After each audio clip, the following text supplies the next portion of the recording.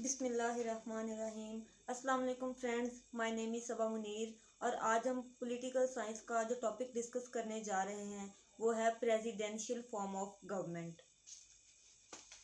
अब पहले हम इसका इंट्रोडक्शन पढ़ेंगे, देन इसकी डेफिनेशन और फिर इसके सैलिएंट फीचर्स को डिस्कस करेंगे कि प्रेसिडेंशियल फॉर्म ऑफ गवर्नमेंट होता क्या है। Basically presidential form of government, इसका मतलब है कि ये ऐसा गवर्नमेंट की फॉर्म है जिसमें जो पावर होती है वो दो मेन ब्रांचेस के दरमियान तकसीम की जाती है। एक होती है एग्जेक्टिव अथॉरिटी और दूसरी होती है लेजिस्लेटिव अथॉरिटी।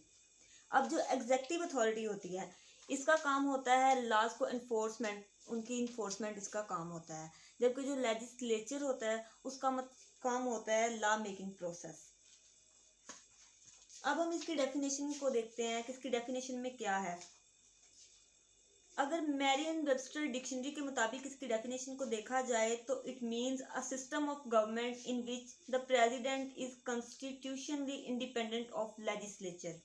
इट मीन्स कि जो प्रेसिडेंट होता है वो लेजिस्लेचर पर आईनी तौर पर इंडिपेंडेंट होता है, उसका कोई इन्हिसार नहीं होता उस पर। इसकी जो बेस्ट एग्जाम्पल है वो है अमेरिकन प्रेसिडेंशियल सिस्टम। पाकिस्तान में इसकी एग्जाम्पल प्योर तरह से नहीं मिल सकती क्योंकि पाकिस्तान का जो सिस्टम है वो फेडरल, यूनिटरी और प्रेसिडेंशियल इन सबको मिक्स किया गया है, लेकिन अमेरिकन जो सिस्टम है वो प्योर प्रेसिडेंशियल सिस्टम है। अब हम चलते हैं इसके फीचर्स की तरफ कि इसके फीचर्स कौन से हैं। तो इसका जो पहला फीचर है वो है इलेक्शन ऑफ चीफ एग्जीक्यूटिव। अब इलेक्शन दो तरह से होते हैं, डायरेक्टली और इनडायरेक्टली। पीपल इलेक्ट करते हैं अपने नुमाइंदों को। डायरेक्टली इलेक्शन होते हैं वो पॉपुलर होते हैं, जैसे लोग वोट देते हैं और अपने पसंदीदा नुमाइंदे को इलेक्ट कर लेते हैं। आगे जब उनकी वोटिंग होती है वो इनडायरेक्ट वोटिंग होती है जिससे प्रेसिडेंट को इलेक्ट किया जाता है। इसकी अगर आज के दौर में मिसाल देखी जाए तो सबसे बेस्ट एग्जांपल है जब हेनरी क्लिंटन और डोनाल्ड ट्रंप के दरमियान जो इलेक्शन हुआ था। हेनरी क्लिंटन के पॉपुलर वोट ज़्यादा थे जबकि कांग्रेस में वोट कम थे। इसी वजह से वो इलेक्ट नहीं हो पाई थी क्योंकि उसके कांग्रेस में वोट ज़्यादा थे। डायरेक्ट वोटिंग में वो जीत गई थी लेकिन इनडायरेक्ट वोटिंग में उसके वोट डोनाल्ड ट्रंप से कम थे। अब टेन्योर की तरफ चलते हैं। हर प्रेसिडेंट का एक अलग टाइम होता है, एक उसका टाइम पीरियड फिक्स होता है जिसके बाद प्रेसिडेंट ने चेंज होना होता है।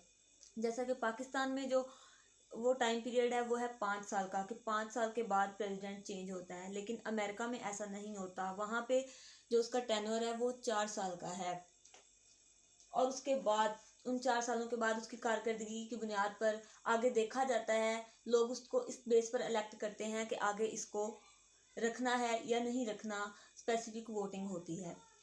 Separation of power. अब हम चलते हैं सेपरेशन ऑफ पावर की तरफ, जो इसका तीसरा मेन फीचर है। अब सेपरेशन ऑफ पावर ये मेन ब्रांचेस के दरमियान हुई है, जैसे कि एग्जेक्टिव, जुडिशरी और लेजिस्लेचर। जैसा कि हम जानते हैं एग्जेक्टिव का काम होता है लॉज की इन्फोर्समेंट, लेजिस्लेचर का काम होता है लॉ मेकिंग और जुडिशरी का काम होता है उस पर सज़ा देना या फिर इंसाफ करना। ये तीनों ब्रांचेस इंडिपेंडेंटली काम करती हैं, ये एक दूसरे के काम में दखल अंदाजी नहीं कर सकती।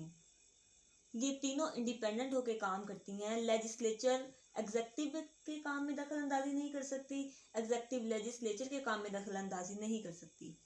आगे आता है पोजीशन ऑफ मिनिस्टर्स। अब जो प्रेसिडेंट होता है वो इलेक्ट करता है मिनिस्टर्स को, लेकिन वो इसके लिए लेजिस्लेचर के जो नुमाइंदे होते हैं इनको नहीं चुनता।